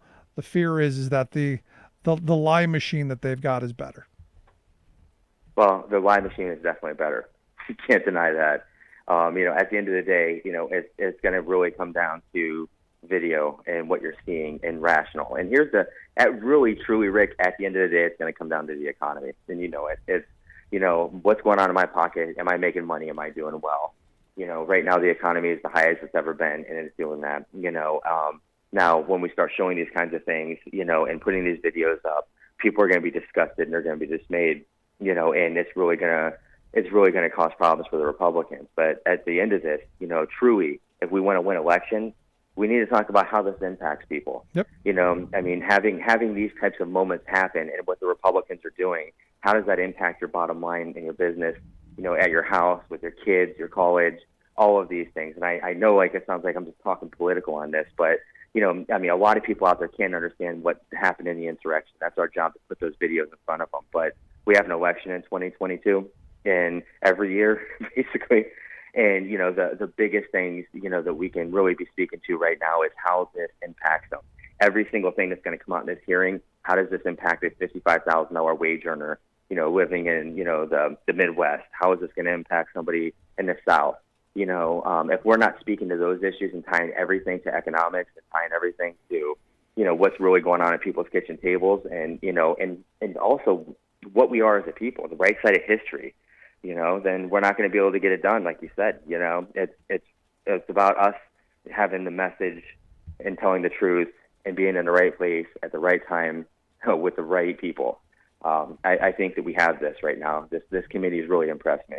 All right, good. I'm glad to hear it, and I'll take your word for it. I will be tuning in tomorrow to make sure that I see what's going on. But while I know I'm going to be outraged and angry, I sadly think we've moved past the time where the country is going to unite around this. Sadly, but I appreciate your time and thoughts as always. Fantastic insight. Appreciate the time, David. Thanks. Yeah, thanks so much, Rick. You have a great one. You as well. Our good friend David Yankovich, top digital strategist and national political strategist analyst. It's one of those weird things. Love to hear your thoughts. You think it's going to go anywhere? Rick at thericksmithshow.com. Quick break. Right back.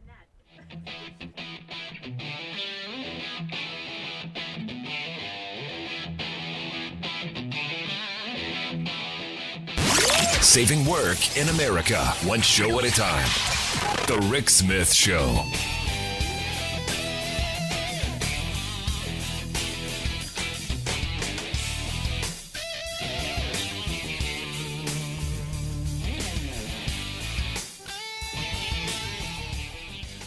I'm Rick Smith, and this is Labor History in 2.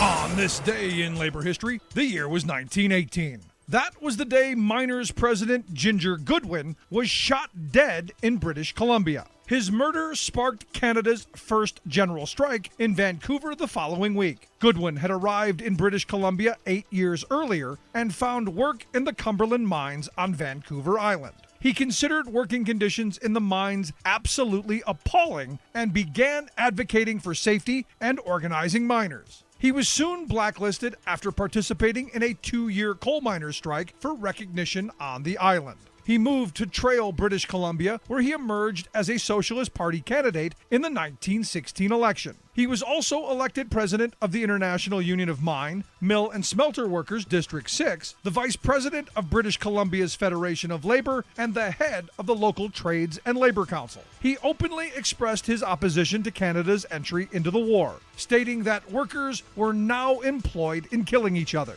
He was found unfit for military duty after a medical exam. That was until he led a strike for the 8-hour day at Consolidated Mining and Smelting. It was the world's largest lead and zinc smelter and a key munitions producer during the war. His status was quickly changed to make him eligible for conscription. He fled to the Cumberland Hills, where he hid out for months to avoid the draft. And on this day, Goodwin was shot dead by a Dominion Police special constable. He was brought back to Cumberland, where thousands turned out for his funeral in a mile-long procession. The Vancouver labor movement was outraged by Goodwin's murder and called a one-day general strike on August 2nd to protest his killing.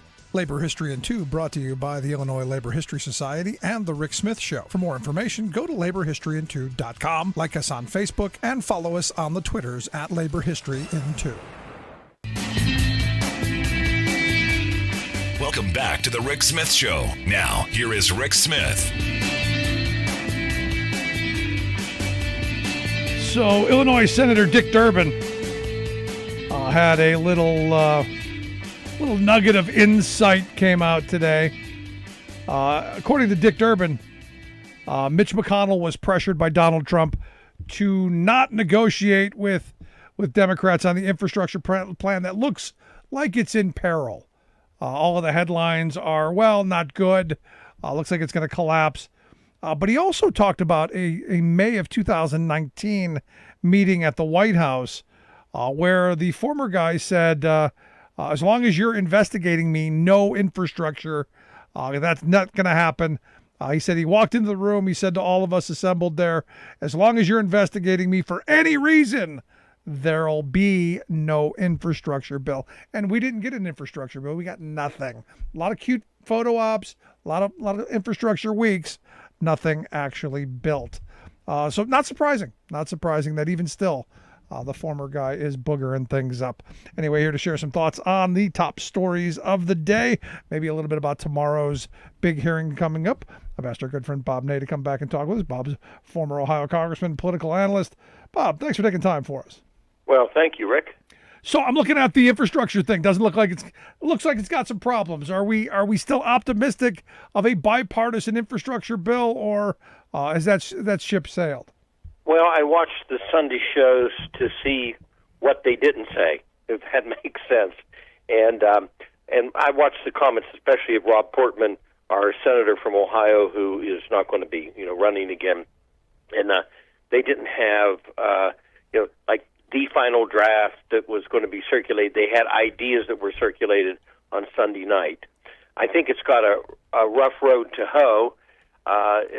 It's possible that they will, put something together so as to go through, of course, the Senate process, then reconciliation has to also be passed, as Speaker Pelosi has said. So I think there's a lot of problems that probably are going to mean that it's not going to make it. But again, they're still going to try, the group is, and I can't slight them for that, for trying. No, I don't slight them for trying. Yeah, I know. And that's what I was saying. I don't slight him for trying, but it's in more of a peril than I think it was 3 days ago. It looked better 3 days ago than it would pass. And honestly, I mean, this is. I take the position that this is highly predictable. I've never expected a bipartisan bill. I've expected them to drag this out and delay it out so that we get into September, October, and maybe you get the reconciliation bill passed through, and nothing gets started until next spring, when it's almost too late to really make any difference in the economy or the upcoming vote. Well, the election year, too, let's face it, I was there 11 years. When you get into the election year, you can almost forget a lot of things, that they're going to be on the agenda because it's an election year. And I think this one will be probably, worse than most in the sense of, the debates and arguments and everything that's happening now. So, yes, if it doesn't come about and if everything is kind of banked on reconciliation, that's probably not something to also bet on. And I think it's sad, that we've went now one complete term under Trump, which this should have been the first out of the box. This should have been the honeymoon bill, as I call it. That should have been his first bill. But, the threats, it's believable with what Senator Durbin's saying. Mitch McConnell is probably not going to deny it. It's very believable that, well, if you're going to do something to me, I'm talking about what Trump said, then I'm not going to do legislation, which has nothing to do with combating, against Trump and he combating against them. Yeah, that's not what you hold hostage. You don't do that. And he was biting off his nose in spite of his face. It's one of those weird things where you go, dummy, this could have been the thing that made your presidency. Because I've made the argument that had he, out of the first club out of the bag, had a massive infrastructure bill been part of his agenda, had that come out, you would have rode that all the way to re-election in 2020 without question, in my view.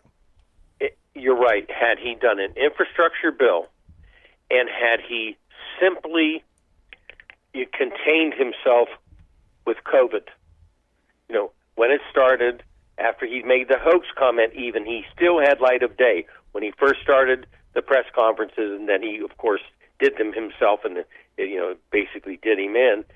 But had he just been a little bit responsible with COVID, combined with the infrastructure bill, I think he would have been reelected. I really do. Without question. And his popularity would have gone up, immensely, especially among, working class union, folks. He would have owned the building trades. It would have been the right choice. And something you would have gotten Democrats on board with, because there are Democrats in blue states who hey, we got people who need jobs. This is a good way to do it. And that would have gotten him some support. But that's in the past. Right. But we got to get something done now. And this is why I said, months ago, and we've had this conversation.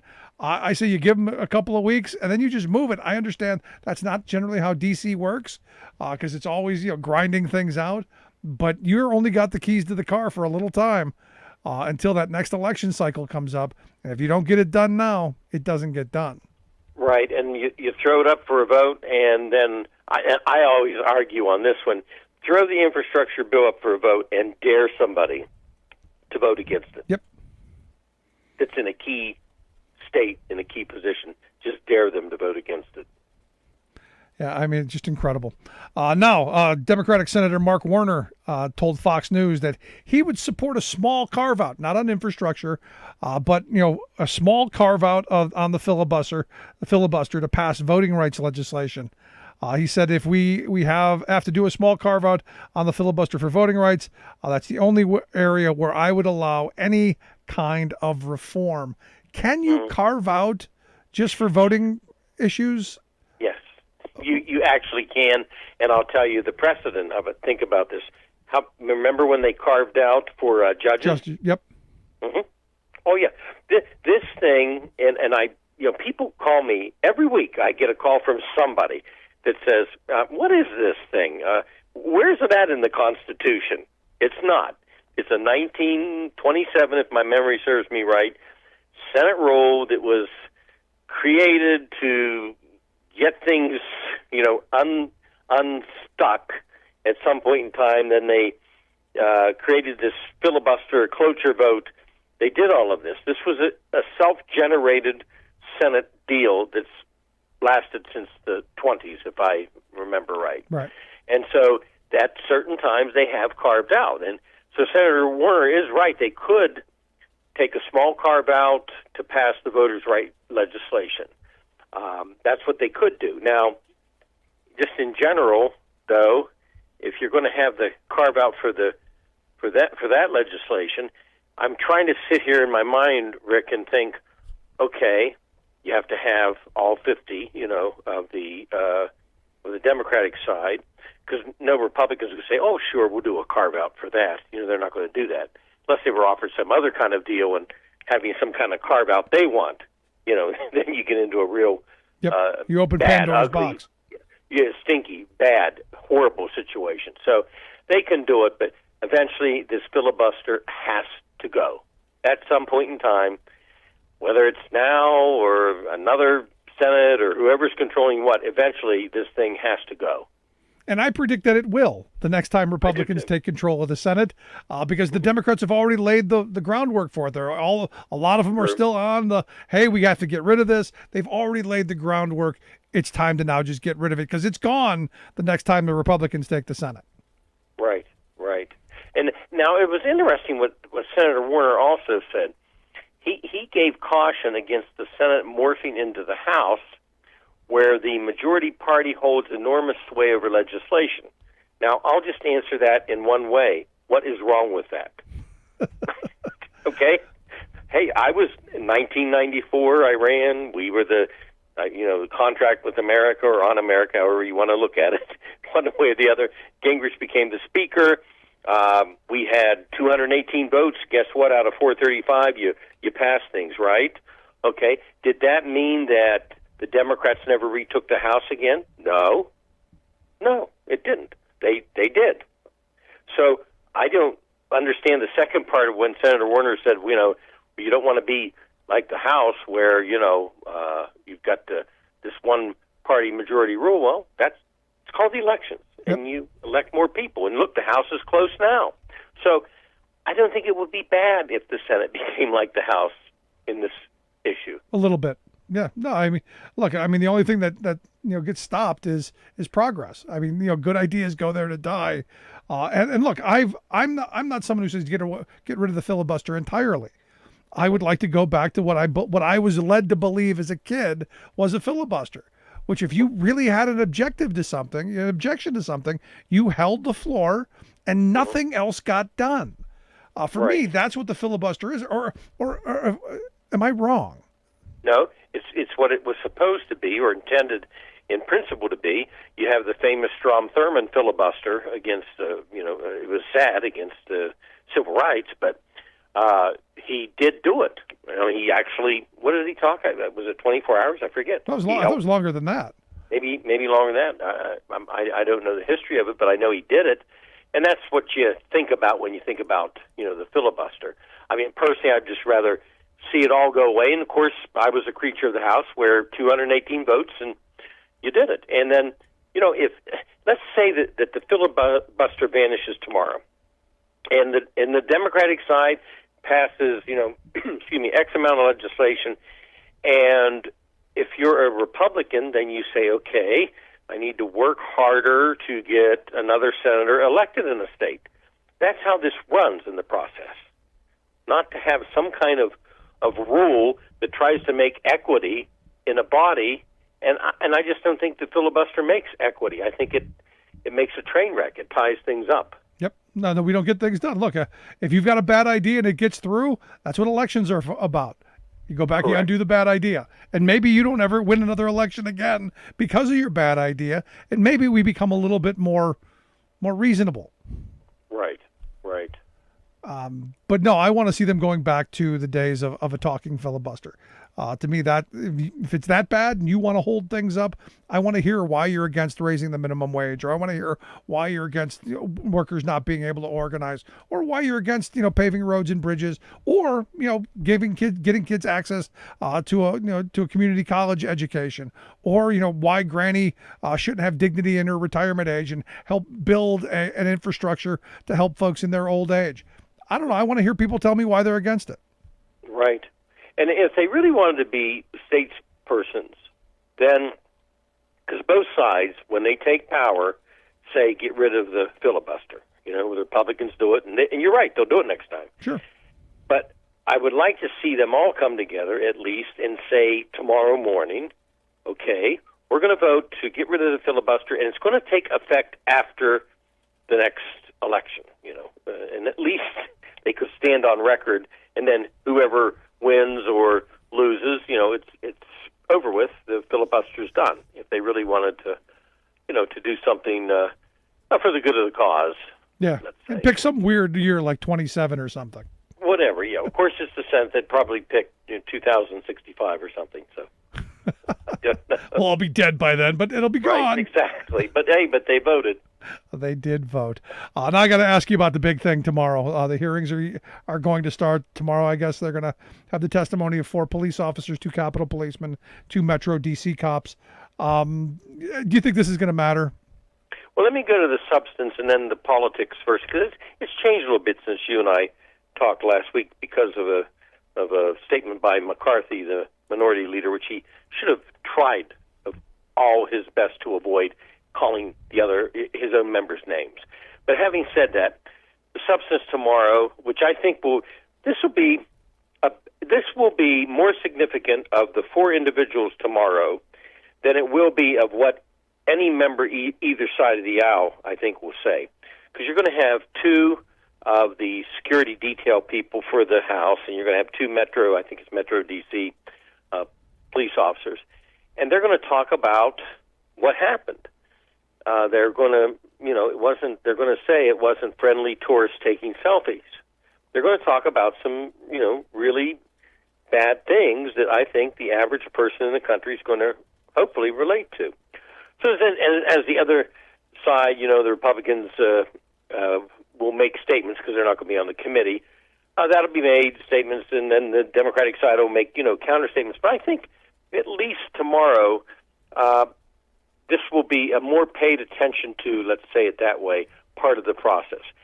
At the end of this, I think it's all done, and it's done. I mean, it's become, quite a mixed match of issues now, and it's McCarthy versus Pelosi and her appointments and, the whole 9 yards. And again, he called 2 of his members, names. Pelosi Republicans.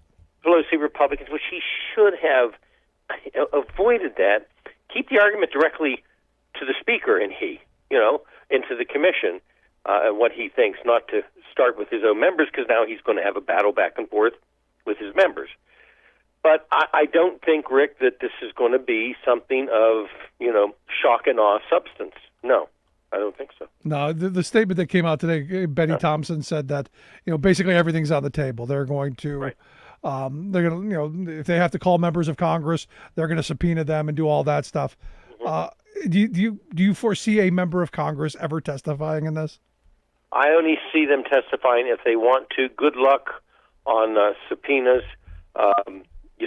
Just good luck on it with another member of Congress. Then that's going to start that will start a whole different world if they start subpoenaing members of Congress. Because then other issues are going to come up. Somebody's going to get in trouble on either side or both sides, and then they're going to want to subpoena them at some other point in time to come before some committee of Congress. I mean, this thing can go on ad nauseum. I don't see the subpoenas as reality. I don't see any member being forced to go there unless they want to go there. Which is why, again, I go back to why I wanted Jim Jordan on that committee. I wanted the other members to be able to turn to him and go, Jim, you were responsible for all of that. Look, Liz Cheney has, as we would say, went off the political diving board in the sense that she's, went to the edge of the diving board and she's jumped. I mean, she's full process into this. Right. as a result of that, if Jordan was on the panel, she's not going to sit there then and say, well, let's see, can I, will they like me a lot more if I'm quiet? No. Nope. She's going to battle him every step of the way. And that's what I wanted. And she would be effective in the battle. She's been around a long time. I mean, her father was Dick Cheney. She was raised in a political family. Yep. As the speaker was. That's why the speaker is effective. Her dad was the mayor of Baltimore, and they're raised in political families. And Liz Cheney's no different. And that would have been one heck of a deal, because the Democrats could sit back and let the Republican go after the Republican. Yep. Which was my argument right from the very start. Right.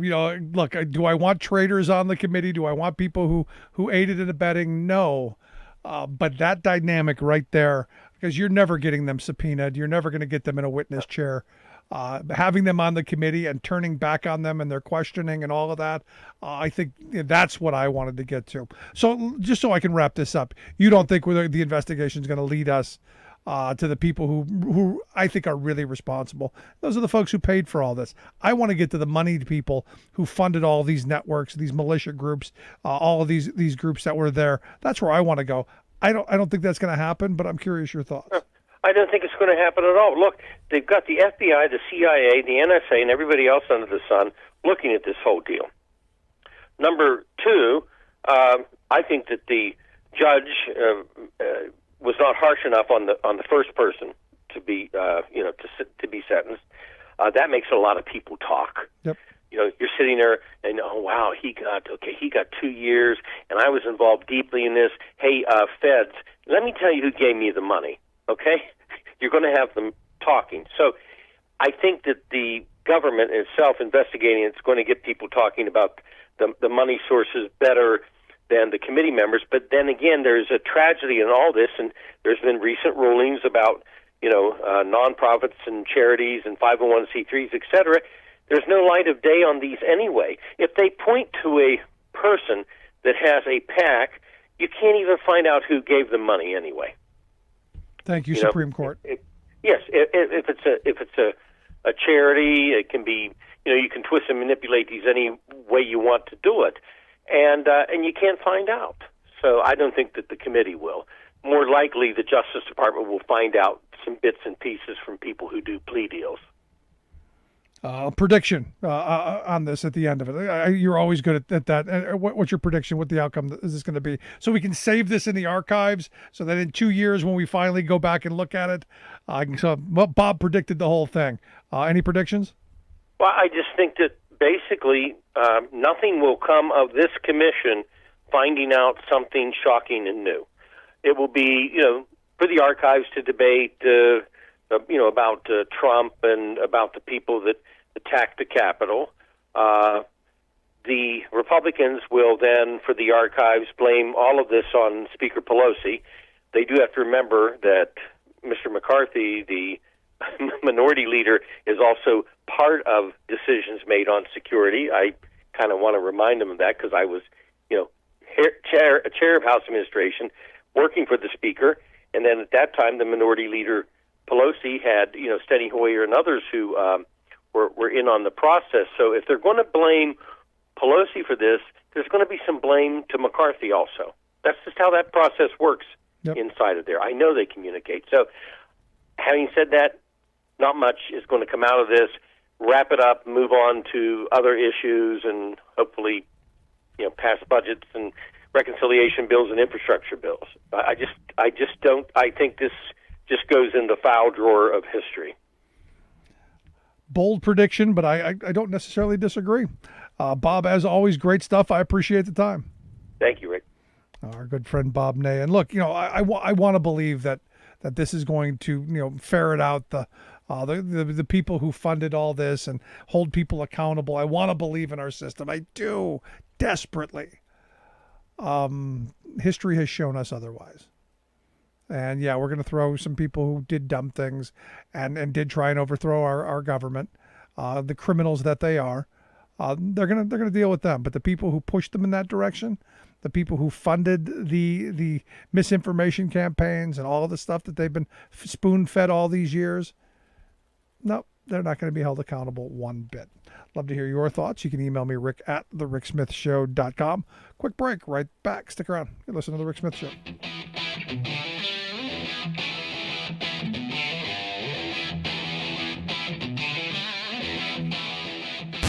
Saving work in America, one show at a time. The Rick Smith Show.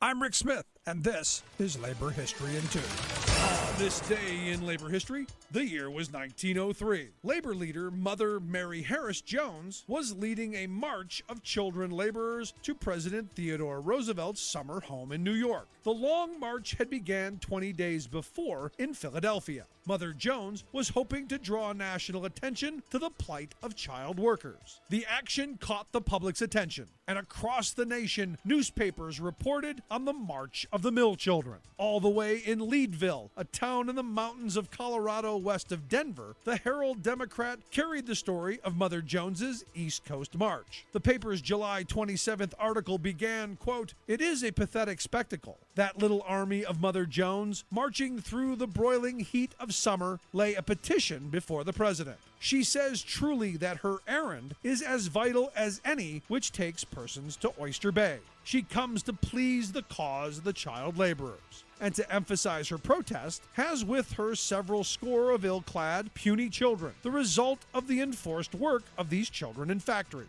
When the children's march reached the president's door 2 days later, the president was not there to meet them. Yet the march had sparked national attention. In 1904, the National Child Labor Committee formed to take action on the issue. Pennsylvania passed tougher child labor restrictions the next year, but federal protections would have to wait until the next President Roosevelt. The passage of the Fair Labor Standards Act in 1938, signed by President Franklin Delano Roosevelt, finally included nationwide limits to child labor. Labor History in 2 brought to you by the Illinois Labor History Society and The Rick Smith Show. For more information, go to laborhistoryin2.com, like us on Facebook, and follow us on the Twitters at Labor History in 2.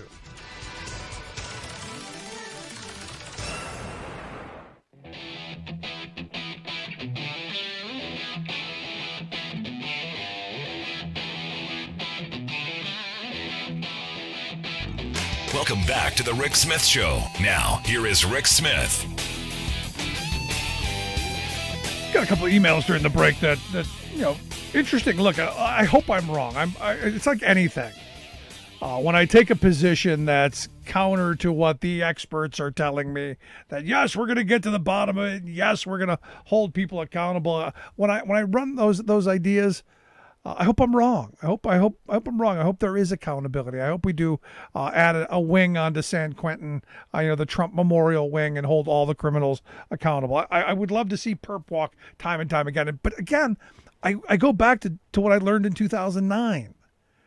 Same thing. I was hoping for a bunch of Wall Street people to be perp walked onto the stage.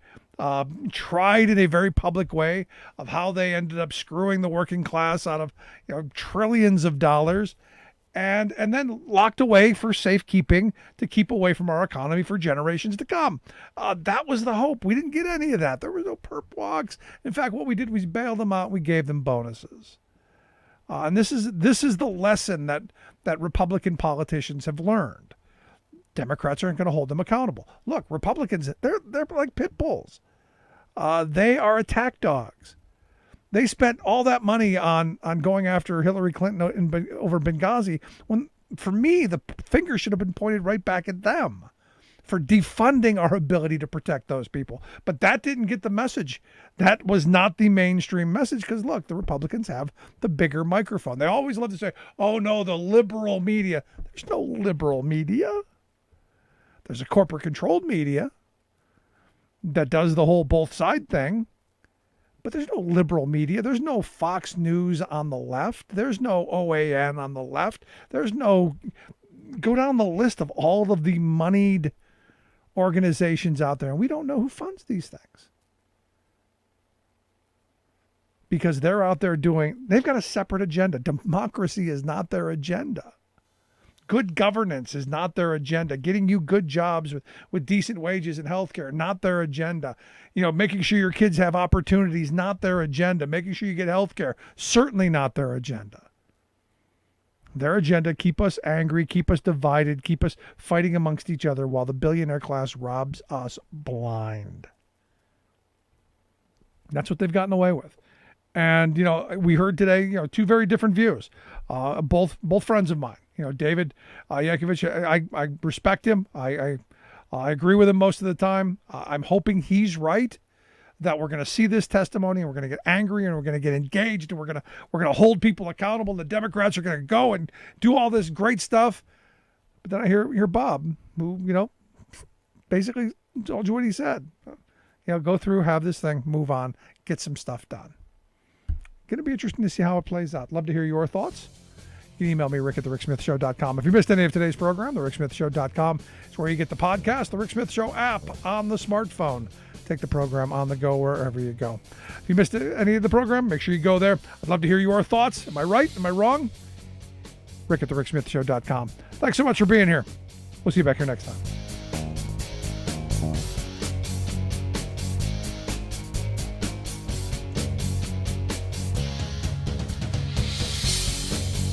You've been listening to The Rick Smith Show. Email Rick at rick@thericksmithshow.com. Until next time, this has been The Rick Smith Show, where working people come to talk.